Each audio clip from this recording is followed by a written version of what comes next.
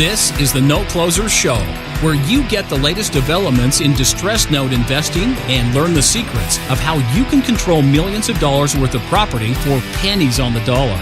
Get educated and entertained by someone who has closed thousands of deals and lives to support you in achieving the same. Now, here's your host, CEO of We Close Notes, Scott Carson. Hey, good morning, good afternoon, good evening, everybody. Welcome to the Note Closer Show.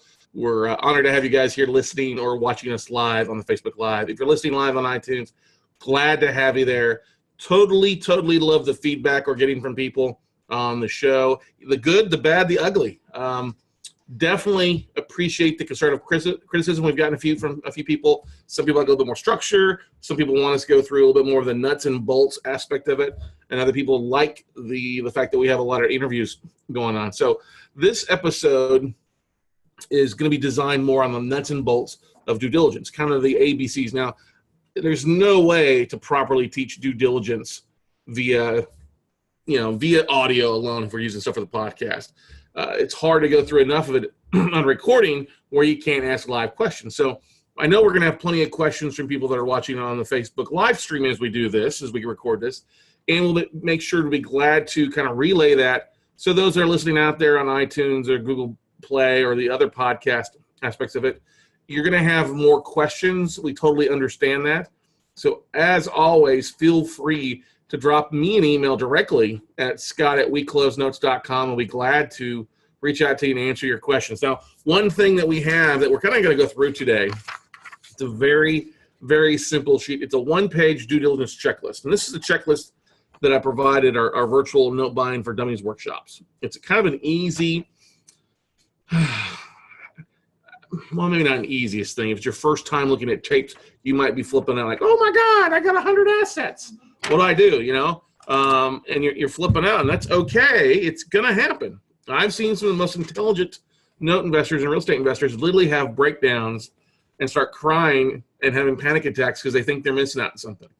So this one-page checklist, if you'd like a copy of it, all you got to do is email me at scott@weclosenotes.com. I'll be glad to send you a PDF of it. No problem. Just let me know where you heard it, whether it's on the podcast or the Facebook Live. All right? So the idea with due diligence is a couple things. And this is so important when you're looking at defaulted notes, all right? It's a different mindset than being a real estate investor. And that's why I'm wearing a different cap today than I usually don't wear caps in the office, but to say, I thought I'd put my cap on, okay? I'm an angel investor, all right? And look what I'm funding. That's what I have an Angels ball cap on. And I'm excited to be watching the game next Friday night at Anaheim. But I'm getting to put a different ball cap on, different mind on when you're a note investor, all right? You're going to look at as-is values because there's three really huge things that are involved with due diligence on the front end and a little bit on the back end. And we're primarily going to cover the front end side today, and we'll do the back end side a little bit later on in a different episode next week. So front end side, you've got to double check your values. You've got to know the value of the assets. And that means different than just using Zillow or Trulia or eAppraisal or a desktop CMA. And what we mean by a desktop CMA is having a realtor just pull comps. Now, I see people all the time on Facebook, I've got my own MLS access. And that's great if you're in a local area and you know it and you've done it. But if you don't know the area, turn it over to a local professional to help you out with that. Get a local realtor involved. And you always want to have that realtor drive by the house before they pull the CMA. Because 9 times out of 10, the CMAs they're going to pull are all going to be in nice, clean, pretty properties. Unfortunately, us as note investors, a lot of times our stuff is not the prettiest. Sometimes it's not even the average. Sometimes it's downright doggish, right? It's dog sometimes. So that's what you have to keep in mind. Never, ever, and we've made this correction too in the office as well. Somebody was like, oh, we're going to have one realtor pull CMAs on 5 properties. Like, well, did they drive by all 5 properties? No. They're just pulling a NAR PRP report. Now, it's a website out there for you if you got a real estate license. It's NAR RPR. Let's write that down as a website for the instructions later on. We're going to go through a lot of websites, everybody. So NAR RPR, if you have a National Association of Realtors license and can have a number for that, you can log into it and pull basically pretty decent, property reports from across the country, as long as that MLS is linked into the NAR RPR. And a lot of them are. I think 90% of the MLSs are. We found it to be pretty accurate if it's a pretty property, okay? Because it's more like an online valuation, an AVM, an automated valuation model. You'll hear that a lot of. It'll give you a star rating. It'll give you kind of a field of low to high, and you got to figure out where that asset fits in. Is it in good condition? Is it in low condition? And how, are the properties it's pulling from a small enough geographic area to give you an accurate value? Because I think we can all agree, the bigger area that comps are pulled, the more off your values are going to be. All right, everybody? So first thing you got to understand is you got to know value. You have to know value. And then we're within 5-10 grand, if you're dealing with higher value assets, 10 grand is not a big deal. But there's a difference between a $40,000 asset and a $30,000 asset. Can we agree to that, everybody? Yeah, we sure can. So got to know value, because that's going to protect you the most. Hey, you can mess up on a few other things. You can miss a small fine or a lien on the city, as long as you've got value working on your side. All right? And the second thing is really just as important as the taxes, okay? Calling to find out how much is owed in taxes. Now, this is important for a couple of reasons. One, you need to know what's owed. Now, we can all agree a lot of times sellers of assets who have tapes will provide a column and throw a tax number in there, what they think taxes are owed. Well, you don't know what that number is pulled from. It was pulled from last week or pulled last year. So this is why it's important to literally pick up the phone or get online and call the county to find out how much is exactly owed on that property. The reason you want to call, not all tax, not all county websites will literally have access to it online. So sometimes you got to call and talk to Pearl in Podunkville, okay? Cook County. Is it Pearl and Cook County we deal with? It is. Okay, so yes, we love Pearl and Cook County, all right? So one of these days, she's going to get a phone call. They were talking about you online. Anyway, we love Pearl. We have send her flowers. But anyway, the reason you call and talk to somebody, there's a couple reasons. One, how much is owed currently? You want to also, this is the most important thing, this is also a big red flag if this isn't accurate. If the person they list is who owns the property has to match up with the person on the list who says they're under the mortgage, okay? You want to make sure that's the same thing. Now, the only exception to that would be if you're buying contract for deeds. So when we buy contract for deeds from Harbor, it lists them as the owner of the property because the contract for deed hasn't relayed title of the property to the borrower until they have that loan paid off. So that's the one exception. Contract for deeds is going to be whoever the seller of the asset is they're not the borrower. Whereas non-performing first, seconds, you always have to make sure that the person on your mortgage is the person they show as the owner. If it doesn't, if it's somebody else that shows Bob Smith and it's supposed to be Gene Sinclair as your borrower, that's a big red flag, and I will be willing to bet your property has gone to tax sale. Now, that's the second aspect of calling on the counties, is you want to ask, is there a tax sale scheduled? Has there been a tax sale scheduled? If there has been one scheduled, is there a redemption period? Okay. If there's no redemption period, and it's gone, is there a tax overage? And by tax overage, a lot of times we see that happen where maybe only $5,000 was owed to the county, and the tax sale got bid up to $20,000, $30,000, $35,000. So the county takes the $5,000 they owe. There's still $30,000 in tax sale proceeds sitting there waiting for the first lien holder, us, to file a claim to collect on that. So that's why it's important to check on that. If there's a redemption period, is there tax overage? So oftentimes it will lead to one phone call will lead to you having to make a second phone call to the county controller's office to find out on the tax deed. So always, always, always check your taxes. Not only is it important to make sure, yes, what's owed, back payments, that stuff. Sometimes you'll find out, the taxes were paid. Okay, who paid them? And that can often be a really good sign if they say, well, yes, so-and-so, Gene Sinclair, I don't know where I got that name from, but anyway, Gene Sinclair actually paid her taxes this month. Well, what's that tell you? That tells you you've got somebody who wants to stay in their house and can be a potential performing note, right? So that's a good thing. Another thing that's important about that aspect, look, sometimes if talking to the county, not only if you're going to end up taking that property back, it's good to know how much is owed. So you have to figure that number into your ROI calculator if you foreclose. Because if you take the asset back, foreclose, and sell the asset off, you're going to have to pay the taxes at closing. All right. So that's good to keep in. Plus, if you keep it as a rental, you got to know what your monthly tax bill is basically for you to deduct that from your income. Just make sure you are making money on a deal. Okay. There are situations where I've called to find out how much is owed in taxes. It killed the deal.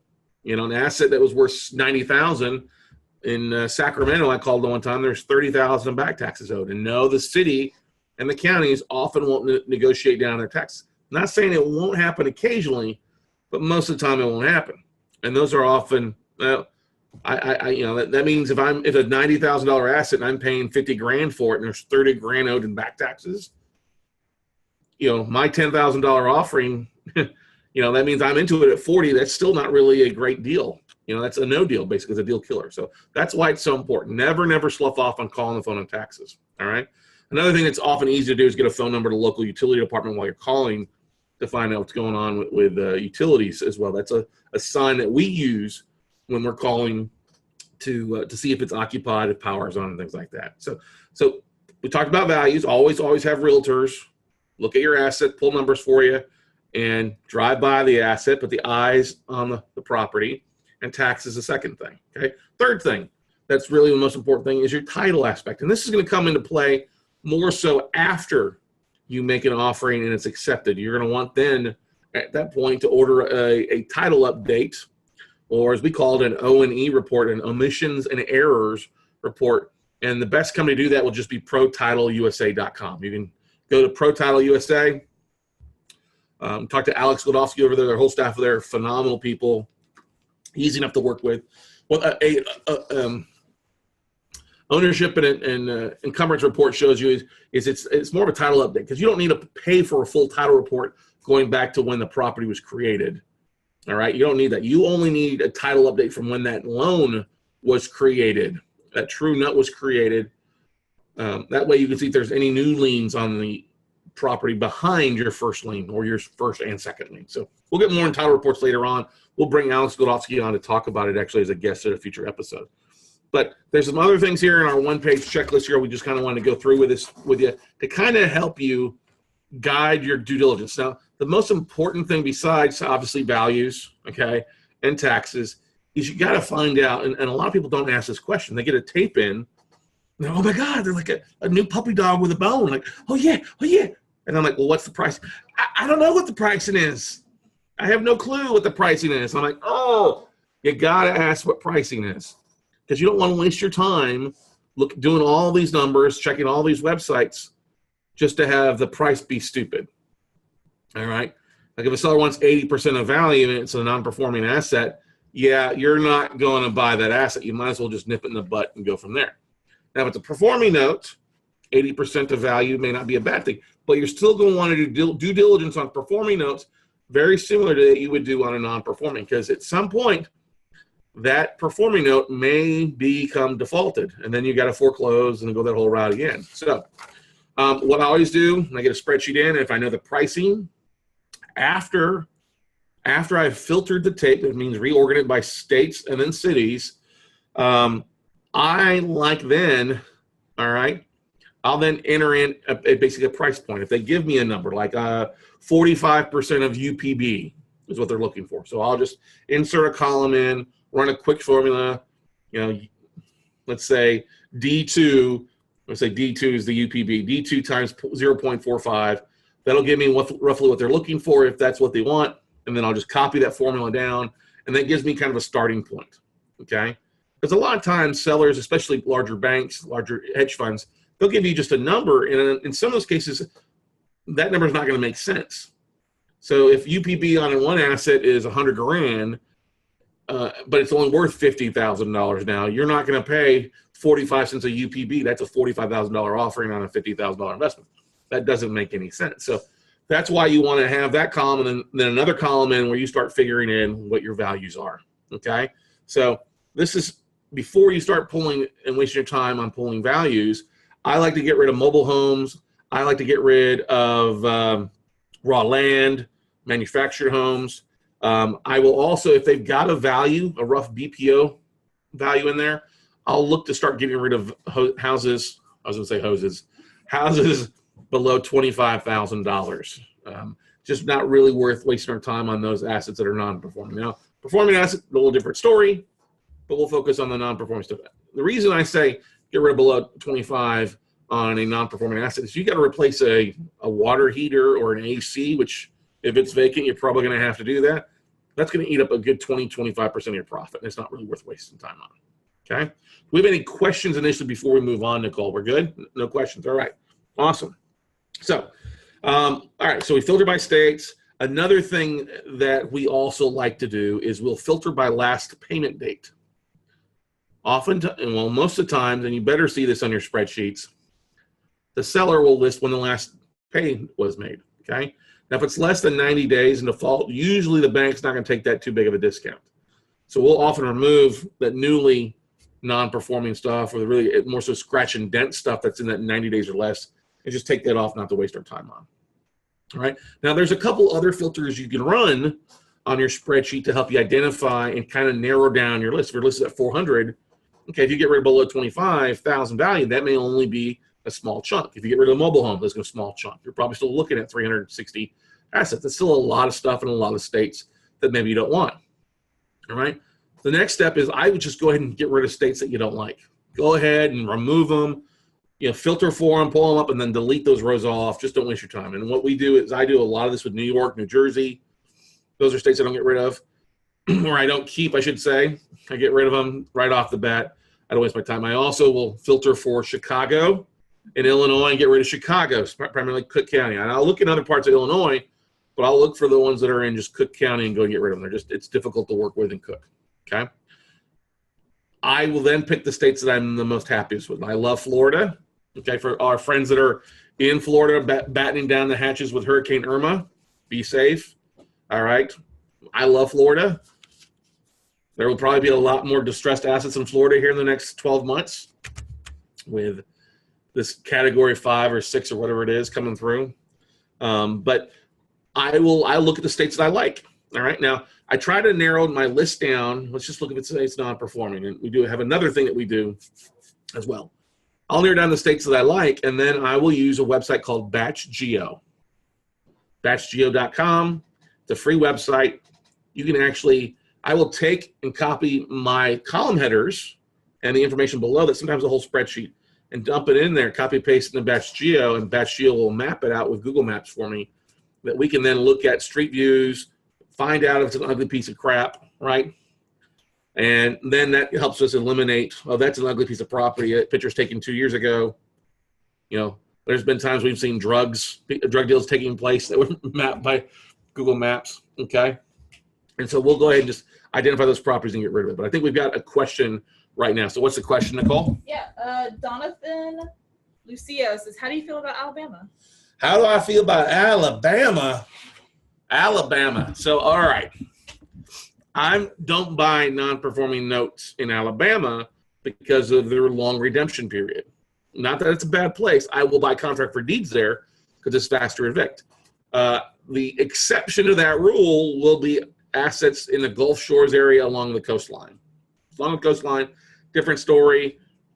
I know a lot of people like in Birmingham, other areas of that neck of the woods, like where Auburn's at. Look, that's your own personal opinion. I'm buying enough in other areas that I'm okay. I will tell you this. The next part of the filter that we do is we try to get rid of small towns. If the name doesn't ring a bell, that's probably the first sign to get rid of it. If it's below 10,000 in population, probably need to get rid of that asset because the fact of a couple of things. One, you get to a podunk town, there's 1,000 people. Who's going to move into your asset if you foreclose? Who's going to list the property? Who's going to work on it? You're going to have Billy Bob, the sheriff, and the judge are probably relatives of Billy Bob who you're evicting or foreclosing on. Not a good sign. So try to stick in areas that are larger, or I like the university field. If it's got a major university, Division I university in something in that area, that usually gives you plenty of a good population. Now, I get rid of rural properties. I'm not a fan of something on the outliers of town for the most part. It's got to be, I prefer something in kind of a housing development. And that's the beautiful thing about batch geo. You see basically in the United States, you get all these dots. You can click on a dot and zoom in, see kind of where it's at. And that helps you eliminate. So Nicole, Jen, Greg in our office, they use batch geo quite a bit, and it helps eliminate a lot, right, ladies? Sure do. Sure do. Okay. Any other questions right now? We're doing good? Okay. Along with using batch geo to find rural properties, we get rid of other negative features, like if it's right next to a freeway, that's not always a positive thing. If it's boarded up when you're looking at street view, that's a deal killer. If it's next to like 3 boarded up houses, that's a deal killer. Okay. If it's in a flood zone, it's hard to tell because flood zones are going to be reenacted here, especially in Houston. Yeah, you probably want to get rid of it because you don't want to be putting something in every 3-4 years with 100-year floods. Okay. Power lines, train tracks that are right next to it, not always the most positive thing, especially with the big things. It's not a deal killer, but sometimes it's a negative feature. Okay. Now, after we've done a quick little virtual eyes, you can say online eyes, that should help you narrow your list down quite a bit. All right. Now, you may want to look at assets. You may want to go look at that most recent pay. Now, if your goal, like mine, is to have as many reperforming assets or to reinstate the borrower, I like to look at when their last pay date was. And if their last pay date was in the last 12 months, those will probably identify my choice, my bids, the ones I want to work on. And we do that pretty often. We look at, okay, who's made a payment in the last 12 months? Anybody. And that gives us a good chunk. And then what I will do then is that I'll have basically what their price, let's say their price expectations is, we said at 45 cents of UPB. If they made payments in the last 12 months, that usually identifies that somebody wants to be there. And we'll look at taxes. If it's not going to tax sale, great. All right.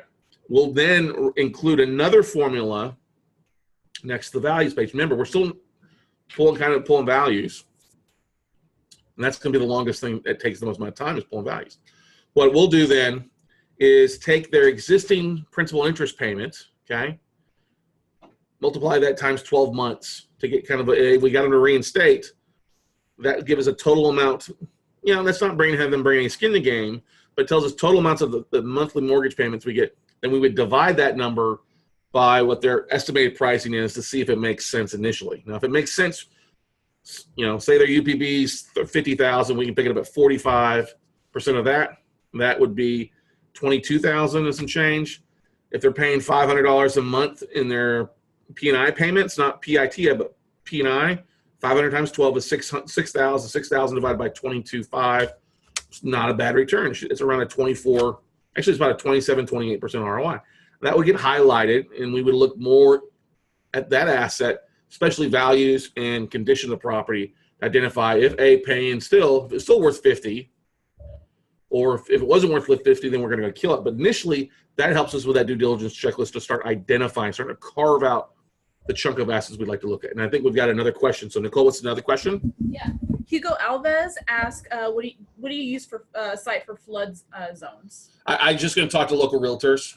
That's every county should have a flood zone thing and list specific zip codes and things like that are in a flood zone or floodplain. You know, talking to insurance companies is another way as well. We'll take a look at that as well. So I don't really worry so much about flood zone on the front end. That's more on the back end as we dive into things. Okay.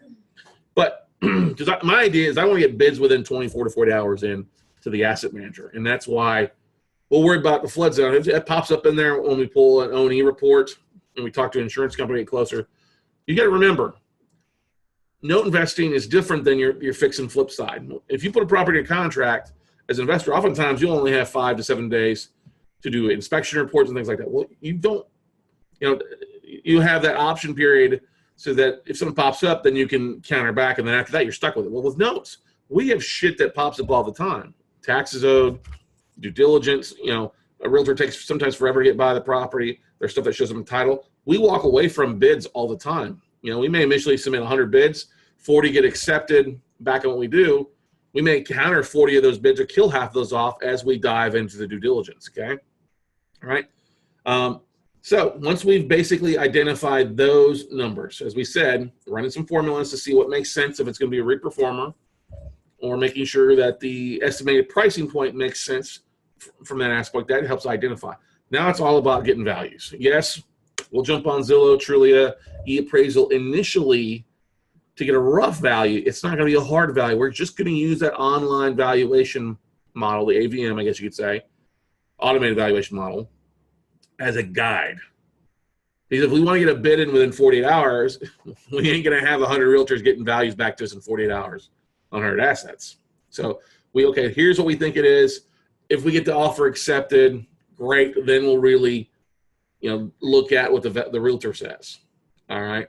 Because if the realtor comes back and says it's not worth 100, it's worth 50, well, then we're going to either fade our bid or we're going to cancel it, or we're going to counter back, to the asset manager. So Zillow, Trulia, Homes.com, real estate for Yahoo, real estate, Google real estate, realinfo.com.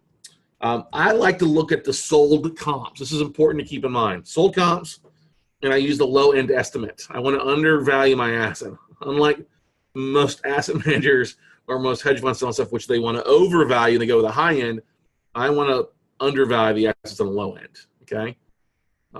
Look at recent solds. I want to look at days on market if I can find that. How long does it take for that asset to sell?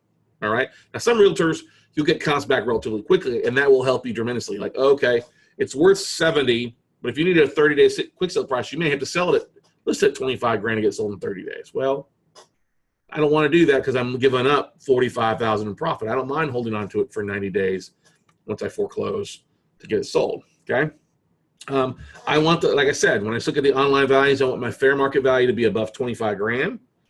And I don't really want to focus on the high end homes, because you start getting over $500,000 valued homes in some areas, you start running into difficulties to foreclose because those borrowers will have attorneys, they'll have friends, they'll drag stuff out because they have more resources. Okay. 90% of we end up buying is in the $125,000 range or less. Okay. Now there are specific areas of the country that I don't mind foreclosing, doing rehabs on stuff and increasing stuff, but I usually keep that to Texas assets, or I'll keep that to like Southwest Florida area, where I have a great team down that neck of the woods, great realtors who just do a tremendous job out there. Okay. If there's no sales activity in the area, like if it's over a year time frame to sell a house, it's probably desired you kill that asset. Okay. It's probably a really good idea to get rid of it. Don't get bogged down in the numbers. Oh yeah, the numbers better make sense. Oh yeah, they're willing to give it to me cheap. Yeah, there's a reason they're giving it to you cheap, because they can't make money on it either. All right. Get rid of it, move on, and go from there. Okay. You always want to look at market rent. All right. Zillow will sometimes give you a pretty good spot on rent number. We like rentometer.com as well. Rentometer actually gives us a pretty good map of the market and highs and lows.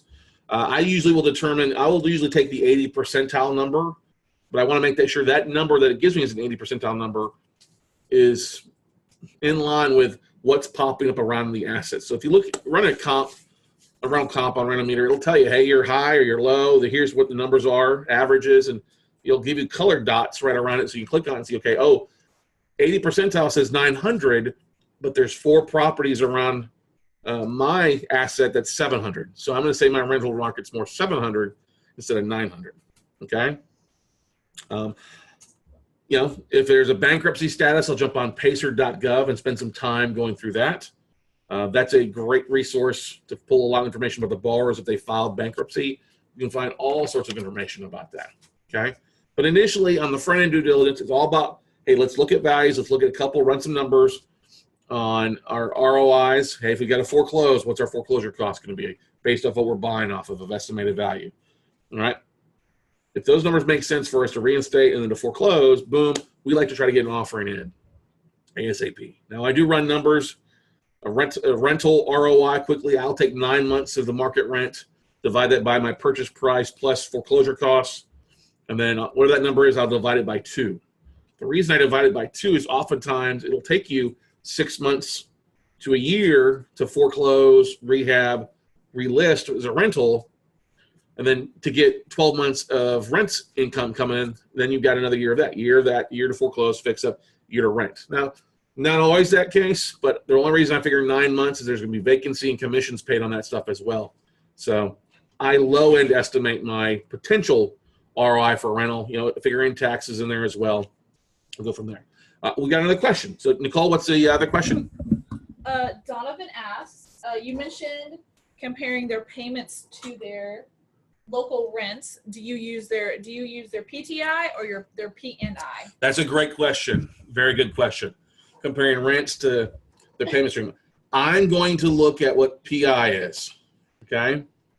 Especially, well, I will look at full PITI, but I'm going to look at principal and interest, okay? The way to keep in mind is they're going to look at the expensive thing. If they've got to move out, if it's a 1,300 square foot, 3-bedroom, 2-bath house, and they're wanting to move into that, that's what I'm looking at. So if it's rent for that is $1,300 a month, and their PITI is $800 right now, I'm like, listen, it's cheaper for you to stay instead of you coming up with a month or 2 months of payments. Yeah, that's $2,600.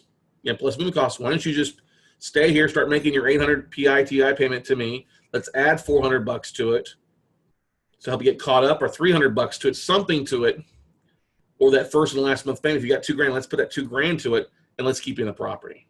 Okay. The times that it does concern me is when rent is below PITI. I don't like that, because then I've got to adjust the payment down to make sense. So if I see something, and that's rarely the case. Rarely is rent less than what their PITI. Most of the time, it's cheaper for people to buy a house than it is to rent, because it's a cheaper per square footage for the most part.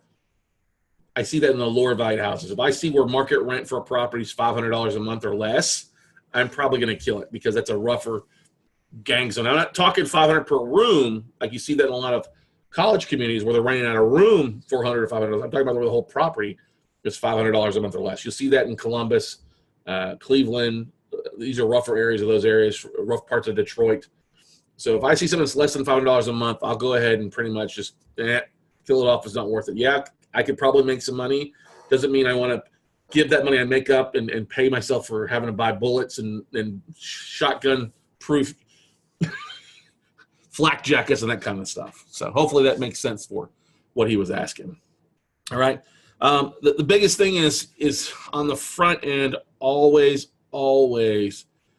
get values. Now, yes, we know we talked about, hey, getting a bid in within 48 hours. I get it.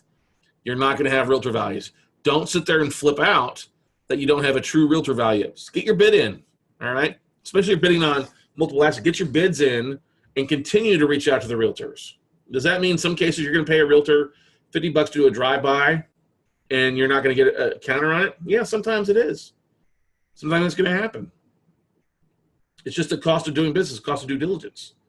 All right, that $50 may save you $50,000, may save you $10,000 from investing in some asset that's just shit. All right, or it should be fertilizer. Okay, so front-end due diligence is critical for that. What's great though, if you're using systems like Pipedrive or Podium, some things like that, we had our previous guest Adam Adams on. He's got it set up where he can just drop a spreadsheet in. It filters through all the stuff for him. It pulls up the APIs from Zillow, Trulia, and gives him a rough estimate on the front end so he can make his bids in 8 minutes flat.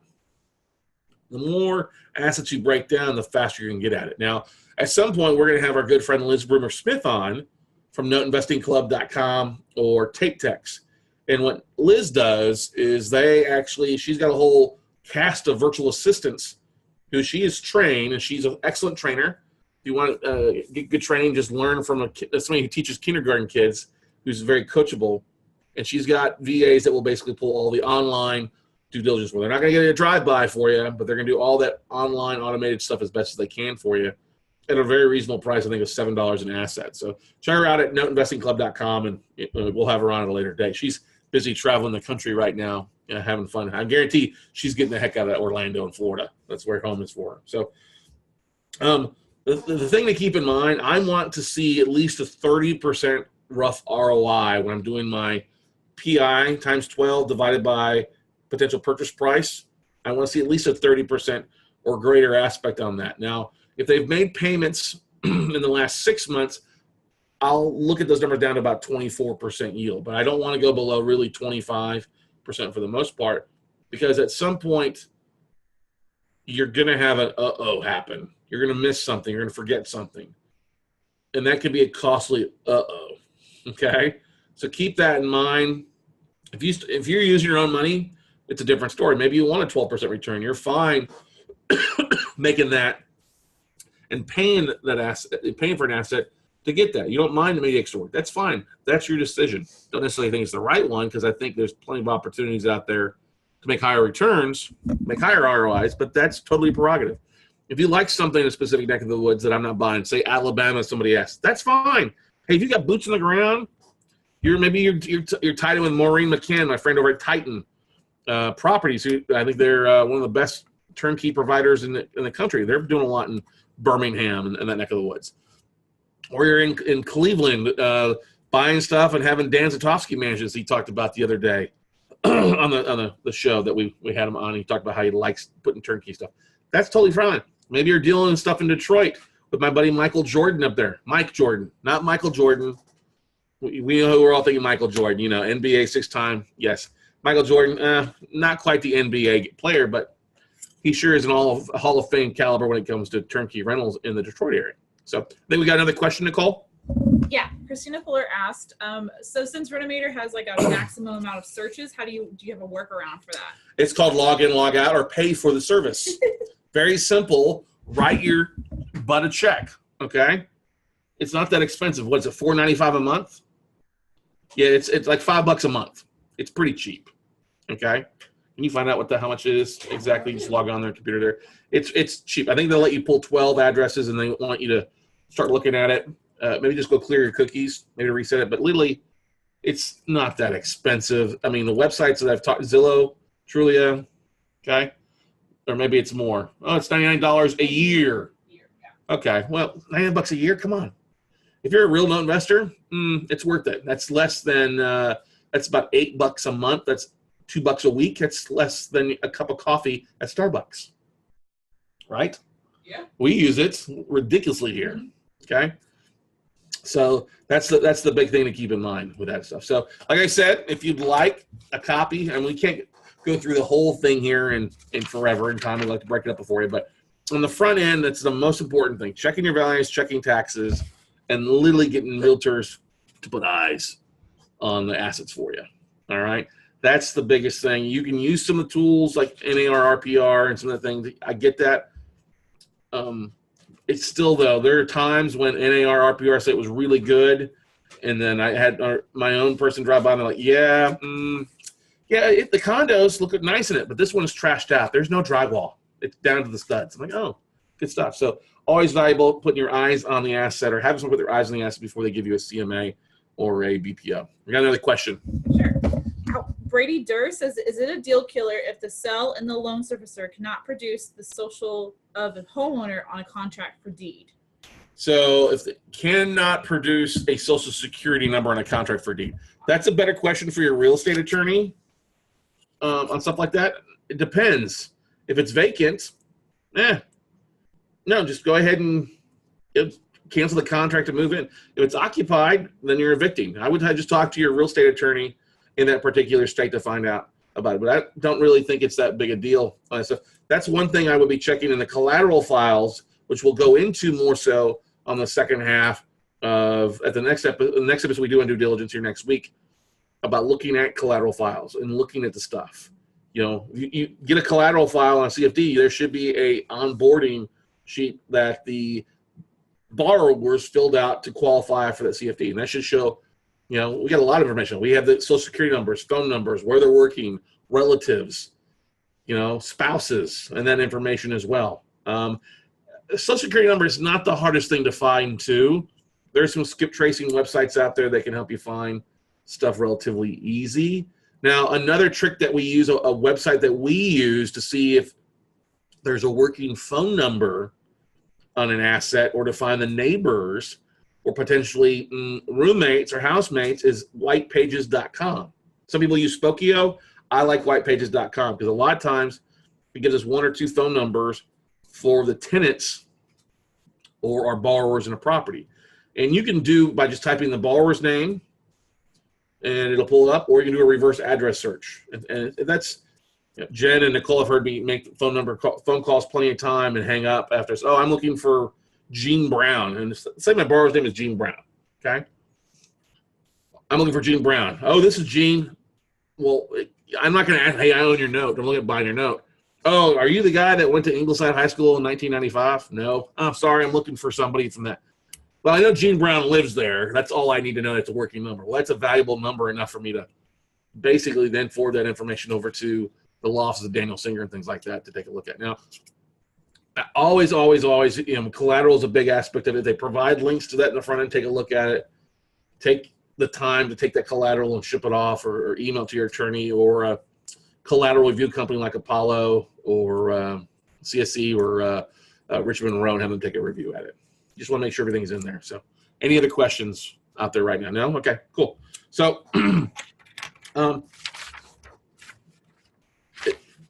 values and taxes, two of the biggest things, and then the occupancy. If you can determine that by making a phone call or two, great. I mean, if you call the city and they tell you that the power's on or the gas is on or the water's on, great. We've had city tell us, oh, yeah, they were in here last week and made the payment, or they're on a payment plan, all right?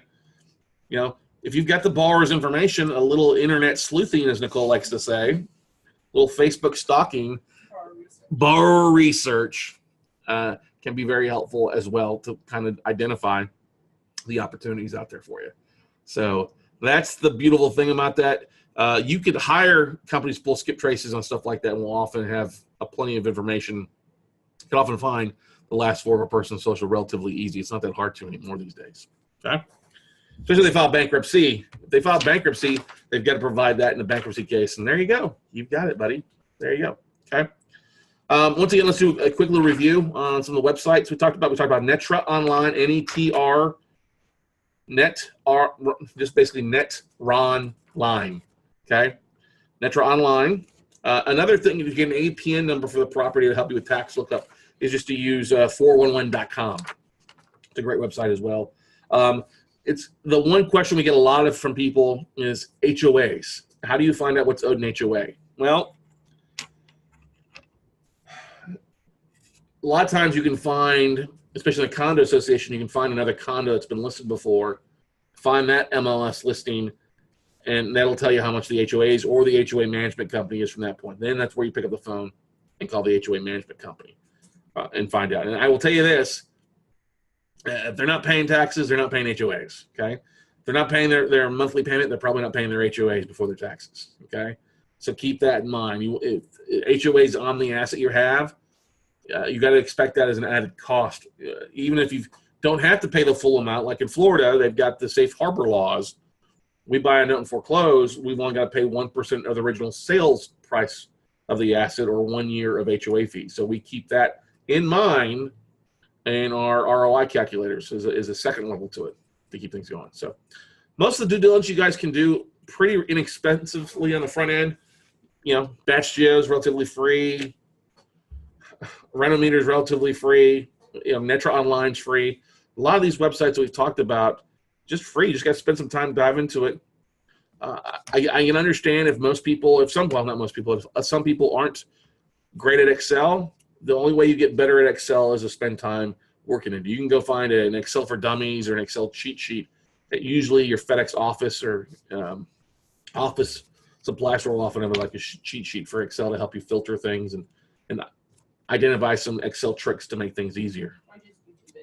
You could YouTube it too. You're right about that, Nicole. Look, Jen even taught me a thing on Excel the other day about something. I'm like, oh, I forgot about that. Thank you. Okay. But Excel, trust me, just embrace it. You're going to live in it all the time with spreadsheets and what we do in the note industry. Okay. Any other questions, comments? So initial due diligence, guys, like I said, I'll be glad to send out the full checklist for you. Just drop me an email at scott@weclosenotes.com. We'll send you out the one-page short checklist, we call it. I've got a 21-page checklist. That's an engineer's wet dream. Yeah, I'm not going to go through that.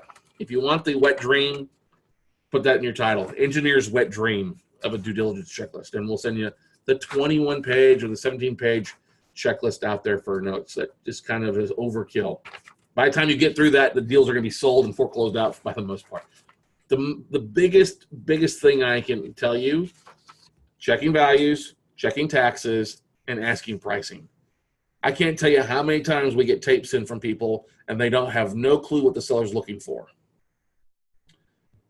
They have no idea what the seller's looking for, or they send a tape that's sanitized. And by sanitized means they've pulled the addresses off all you have is city, state, and zip. I can't do due diligence on assets that way, okay? So if it's sanitized, you're probably dealing with a joker broker. It's not a legitimate tape, okay? If it takes you forever to get information back from the sellers or your potential joker brokers, just kill it and move on. It's not worth you wasting time on something. That makes sense. Now, one thing to keep in mind, a couple little tricks on the front end, pre-due diligence. When you get a tape in, when I get an Excel sheet in, I always check a couple addresses by searching in my emails or my files because I retain every spreadsheet I get. Literally, I have thousands and thousands of spreadsheets. So like Jen comes here, hey, can you check on this address 325 Edison Street in Dayton, Ohio? I'm like, that sounds familiar. Sure enough, I found it up. Oh, it was on this spreadsheet. Yeah, we'll go ahead and buy that one. Or it wasn't Dayton, it was somewhere else, wasn't. But anyway, it doesn't matter. What I'm trying to get at is if you store your spreadsheets, eventually you start seeing where they pop up in dates. Now, another thing, a little trick you can do with Excel spreadsheets is you can go to Save As, and it gives you the details on the right-hand side there on your screen, like who created it, when it was created, who's modified it last. If you see a spreadsheet that was created more than 6 months ago, it's probably been shopped around in a joker broker you're dealing with. Another thing that it's common for joker brokers to do is they'll take different spreadsheets and combine them together. So one of the things I look at is I'll look at the loan numbers. Usually it's like the first 1 or 2 columns.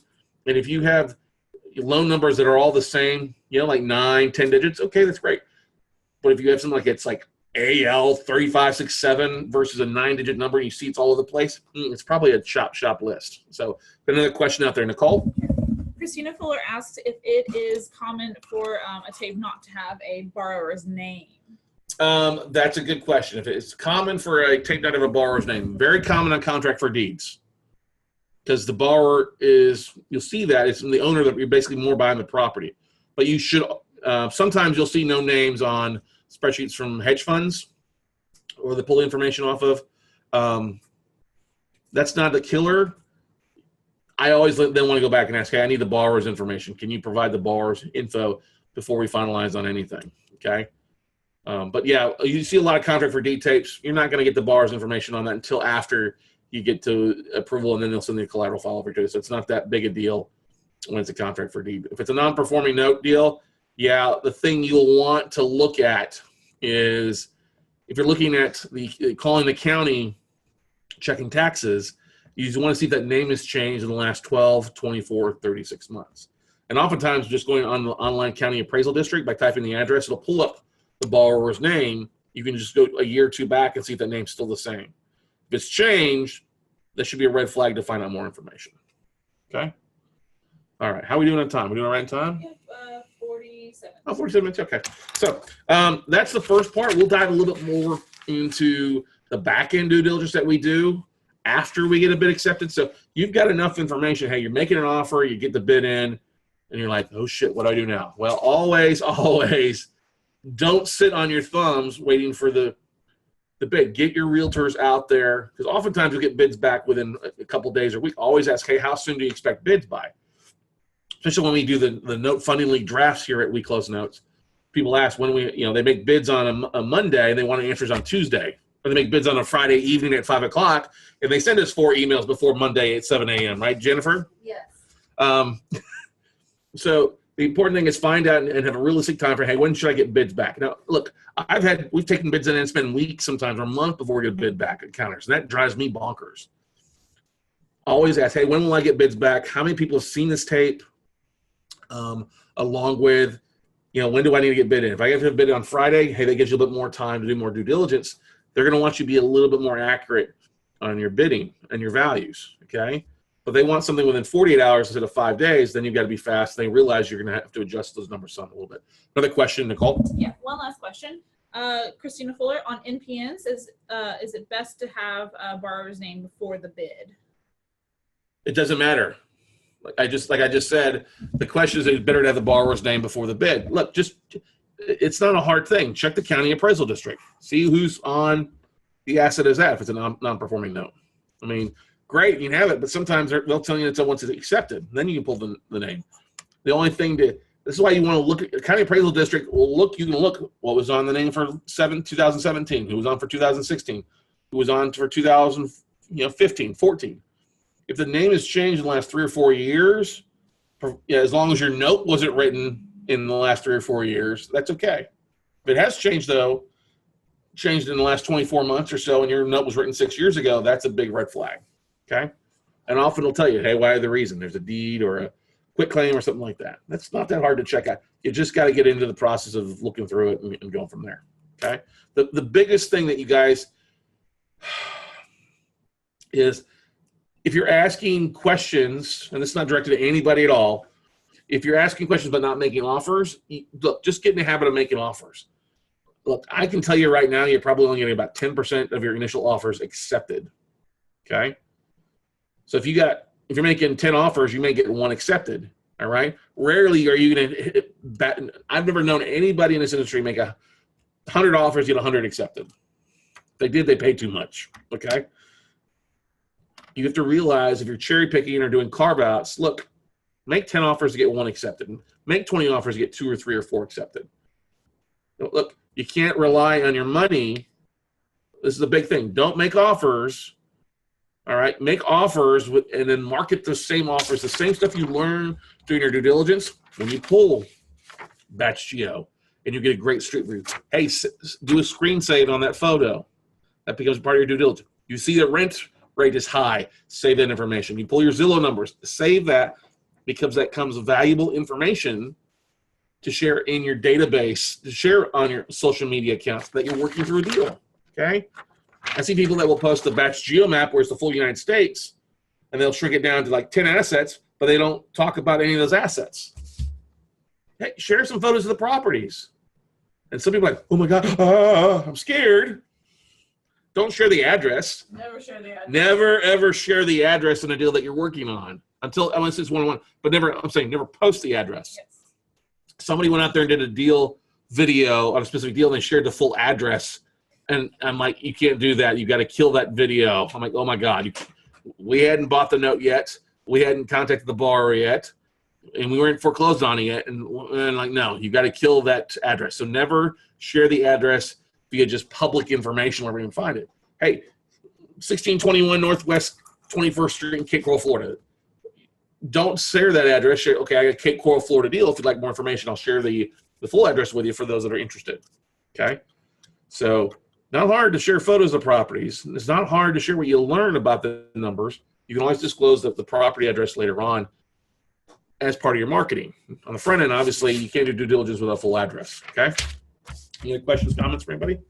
No, I think that's a good spot for the episode for today, everybody. We'll cover more into after the bid's accepted due diligence in one of our near episodes. First part of next week as we get into it is I'll be in California for a couple days, and we'll be diving into after the bid is accepted. So hopefully this was helpful. Once again, everybody, drop me an email at scott@weclosenotes.com if you'd like our one-page checklist to help you guide you on your way, and we'll be glad to email that out for you. As always, if you'd like to get more information on notes and some of the different training and recorded webinars that we do on a regular basis, all you've got to do is text the word notes, N-O-T-E-S, text notes to the phone number 72000, and you'll send a link on your phone, be able to download over 80 hours of videos and plenty of information to help you kickstart your note investing career. Otherwise, on behalf of me and everybody here at WeCloseNotes.com, thank you for being a part of the Note Closer Show podcast, and we'll see you all at the top, everybody. Bye.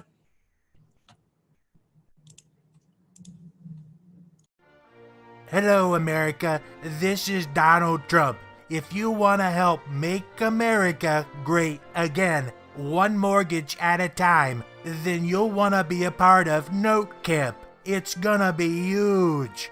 Join Scott Carson and his 30-plus speakers for 4 days of content, actions, marketing, and profit-generating nuggets for your note business on October 12th through the 15th. Excuse me, are you listening to me? Get your VIP seat now at www.notecamp.live. It's gonna be amazing, believe me.